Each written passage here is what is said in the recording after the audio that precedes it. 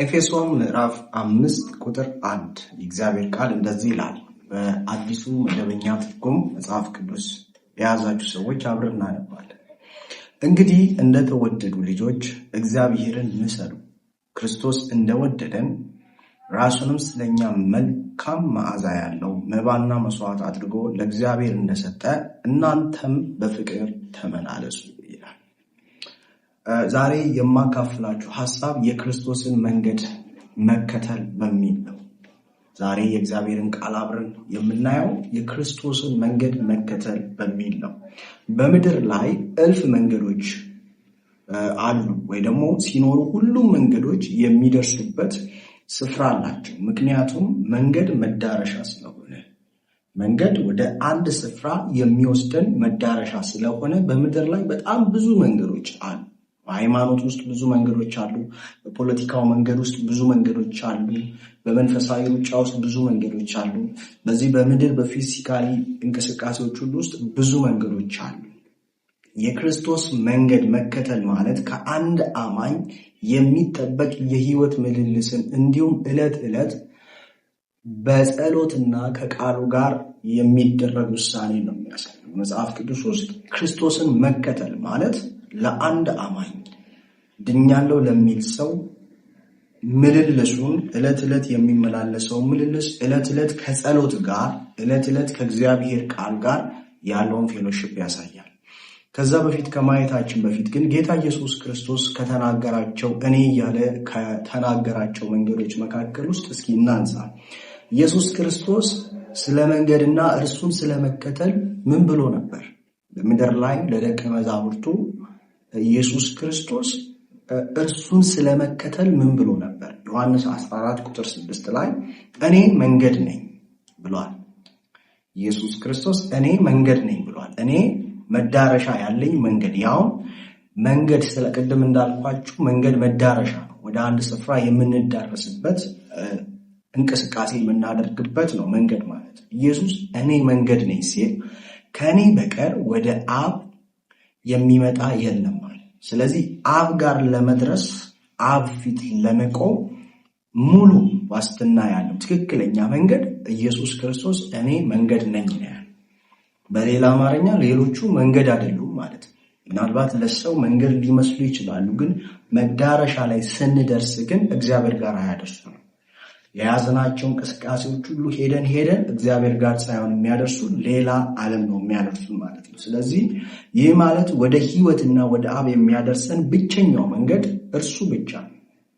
እርሱ የረገጠውን ስፍራ በመርገጥ ወደ ህይወት በምናደርገው ጉዞ ደግሞ ዘውትር ከኛ ጋር እንደሚሆን ጌታ ኢየሱስ ክርስቶስ ራሱ እስከ ዓለም ፍጻሜ ድረስ እኔ ከእናንተ ጋር ነኝ ብሏል። ክብር ለእግዚአብሔር ይሁን። የእርሱ መንገድ ፍጻሜው ያማረ የከበረ መንገድ ሲሆን በምድር ላይ ብዙ የመዳን መንገድ የሚመስሉ ነገር ግን መዳን የሌለባቸው መዳረሻቸው ሞት የሆኑ በጣም ብዙ መንገዶች አሉ። ስለዚህ ጌታ ኢየሱስ ክርስቶስ እኔ መንገድ ነኝ ብሏል። ኢየሱስ ስለ መንገድ ከተናገረባቸው ይህ ብቻ ሳይሆን ሌላኛው ነገር ኢየሱስ የተናገረው ተከተለኝ የሚል ቃል ታያላችሁ። ይህም ቃል በማርቆስ ወንጌል ምዕራፍ 2 ላይ ቁጥር 14 ላይ እንደዚህ ይላል። ሲያልፍም በመቅረጫው ተቀምጦ የነበረውን የእልፍዮስን ልጅ ሌዊን አየና ተከተለኝ አለው። ተነስቶም ተከተለው ይላል። በማርቆስ ወንጌል ምዕራፍ 2 ቁጥር 14 ላይ በመቅረጫው ላይ ተቀምጦ የነበረውን የእልፍዮስን ልጅ ሌዊን አየ። ሲመለከት ኢየሱስ አንድ ጥሪ ነው ያለው፣ ተከተለኝ አለ። አሁን ፐርሰናሊ ኢየሱስ ክርስቶስን እንድንከተለው ኢየሱስ ክርስቶስ ጥሪ ሲያቀርብ ነው የምታዩት። ተነስተህ ተከተለኝ አለው። ተነስቶም ተከተለው። ይህ ብቻ ሳይሆን ደግሞ በነጋውም ኢየሱስ ወደ ገሊላ ሊወጣ ወደደ። ፊልጶስንም አገኘና ተከተለኝ አለው። ይሄ ደግሞ በዮሐንስ ወንጌል ምዕራፍ 1 ቁጥር 44 ላይ ኢየሱስ ክርስቶስ በቃል ውስጥ ፊልጶስንም ተከተለኝ ሲለው ወደ ታላቅ ህይወትና መንገድ ውስጥ እየጠራው ትመለከታላችሁ። ተከተለኝ የሚለው ሐሳብ ወደ ታላቅ መንገድ ወደ ታላቅ ክብር ውስጥ ሲጠራው ታያላችሁ። በሌላ ክፍሎች ብዙ ደቀ መዛሙርትን እንደጠራቸው ደግሞ ትመለከታላችሁ። ሌላ ኢየሱስ ምን አለ ስለ መንገድ ካላችሁ ወደ እኔ ኑ ብሏል። በማቴዎስ ወንጌል ምዕራፍ 11 ቁጥር 28 ላይ ወደ እኔ ኑ ብሏል ኢየሱስ ክርስቶስ በማቴዎስ ወንጌል ምዕራፍ 11 ቁጥር 28 ላይ ጌታ ኢየሱስ ክርስቶስን በትምህርቱ ውስጥ ደካሞችን፣ ህመምተኞችን እንዲሁም የሰው ልጆችን ሁሉ ወደ እኔ ኑ በማለት ኢንተርናሽናል ወይ ደግሞ ዓለም አቀፍ የሆነን ጥሪ ሲያቀርብ ታያላችሁ። ማቴዎስ ወንጌል ምዕራፍ 11 ቁጥር 28 ሁላችንም የምናውቀው ቃል አለ። እናንተ ደካሞች ሸክማቸው የከበደው ሁሉ ወደ እኔ ኑ እኔም አሳርፋችኋለሁ ይላል። ኢየሱስ ክርስቶስ ደካሞችን፣ የተጣሉትን፣ የተረሱትን ሰዎች በብዙ አይነት መንገድ የሰው ልጅ ይደክማል። በብዙ አይነት ጎዳና ውስጥ ቀንበር በላዩ ላይ ይጫናል። ያንን ሁሉ ሰው ግን ጌታ ኢየሱስ ክርስቶስ ወደ እኔ ኑ ይላል። ይሄም ኢየሱስ ክርስቶስን እንድንከተለው ጌታ ያዘዘን ወይ ደግሞ ጥሪ ያቀረበልን። በሌላ ጌታ ኢየሱስ ክርስቶስ ከተናገራቸው ስለ መንገድ ደግሞ ምን አለ? በእኔ ኑሩ የሚል ቃል ደግሞ ታያላችሁ። ሌላኛው ሐሳብ በእኔ ኑሩ ምን ማለት ነው? በዮሐንስ ወንጌል ምዕራፍ 15 ቁጥር 4 ላይ ሁላችሁም የምታውቁት ቃል አለ። እግዚአብሔር የተባረከ ይሁን። በእኔ ኑሩ ሲል ደግሞ ጌታ ኢየሱስ ክርስቶስ በዮሐንስ ወንጌል ምዕራፍ 15 ቁጥር 4 ላይ የእግዚአብሔር ቃል ምን ይላል? እንደዚህ ይላል፣ በእኔ ኑሩ እኔም በእናንተ እኖራለሁ ይላል። በእርሱ ውስጥ በእርሱ ህይወት፣ በእርሱ ውስጥ ትንፋሰ ቃል፣ በእርሱ የህይወት ስርዓት ውስጥ እንድንኖር ብዙ ፍሬን እንድናፈራ ተጠርተናል። በእኔ ኑሩ አለ። አሁን ደግሞ በእሱ ፕሬዘንስ ውስጥ ስለመኖር፣ በእሱ የህይወት ስርዓት ውስጥ ስለመኖር፣ በእሱ የበረከት መንገድ ውስጥ ስለመኖር ደግሞ ጌታ ኢየሱስ ክርስቶስ ሌላኛውን ጥሪ ያቀረበው በእኔ ኑሩ አለ። በራሳችሁ አቅም አትኑሩ፣ በራሳችሁ መንገድ አትኑሩ፣ በሰው መንገድ አትኑሩ፣ በዓለም አስተሳሰብ ምኞት አትኑሩ፣ በሰይጣን አስተሳሰብ፣ በአርዮሳዊ አስተሳሰብ፣ በአጋንንታዊ ልምምድ ውስጥ አትኑሩ፣ በእኔ ኑሩ አለ። ሙሴ ሲናገር መኖሪያ የዘላለም አምላክ ነው፣ የዘላለም ክንዶች ከአንተ በታች ናቸው ይላል።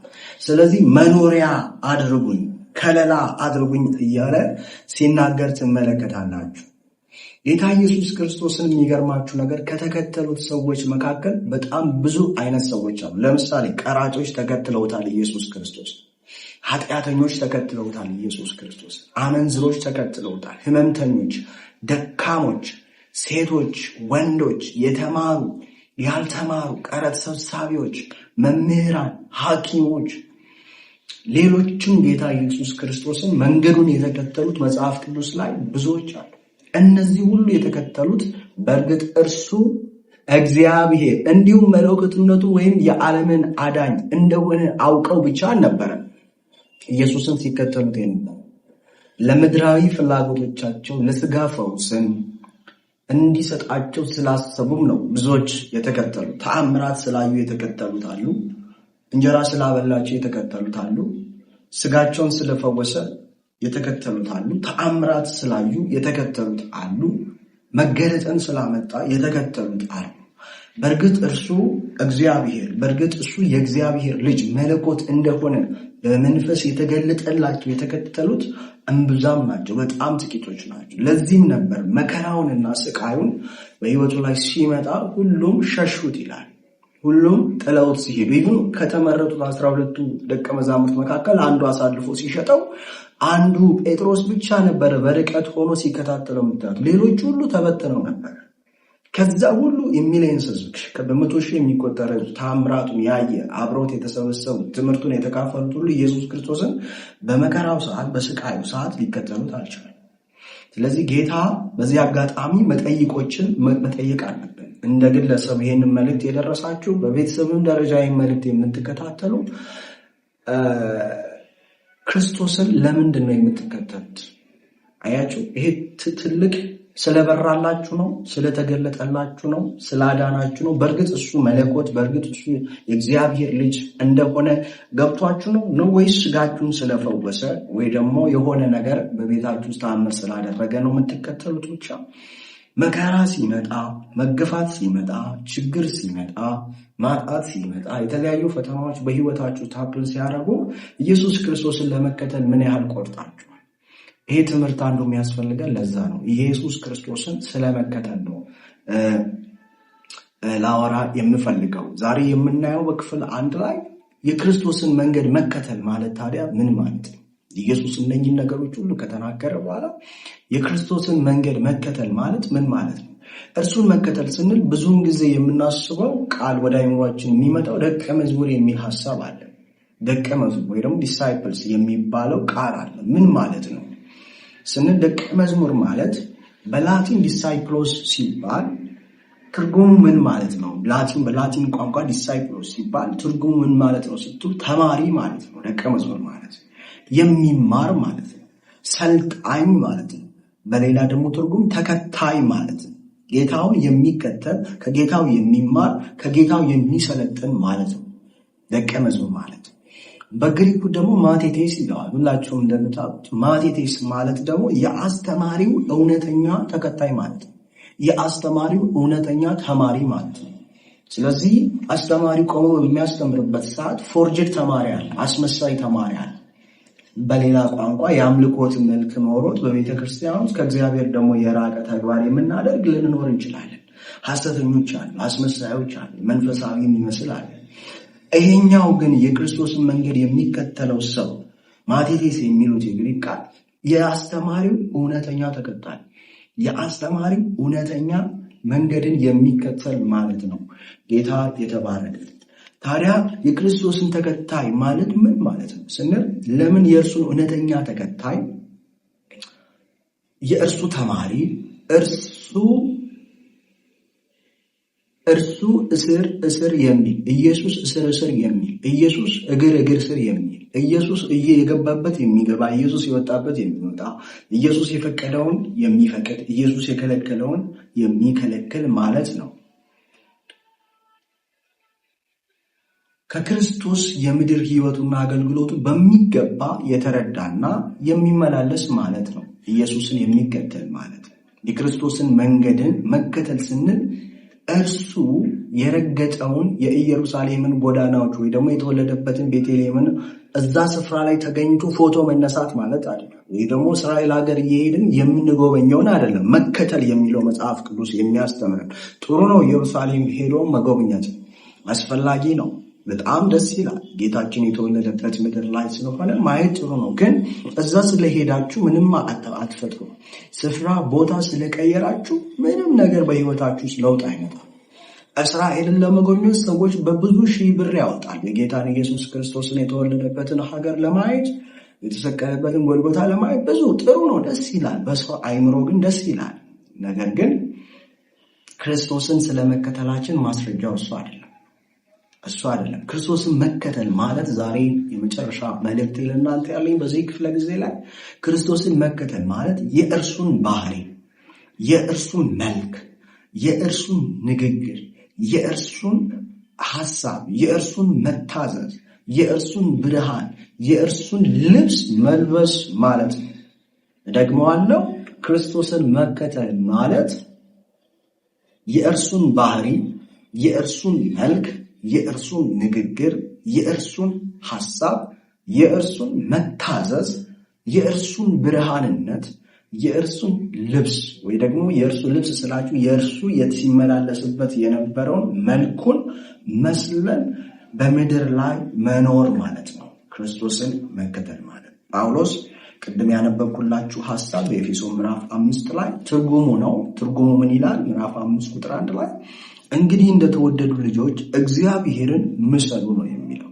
በሌላ በጥሬው ቃል ሲናገር እግዚአብሔርን የምትከተሉ ሁኑ ካለ በኋላ ክርስቶስ እንደወደደን ራሱንም ስለኛ መልካም መዓዛ ያለው መባና መስዋዕት አድርጎ ለእግዚአብሔር እንደሰጠ እናንተም በፍቅር ተመላለሱ ይላል።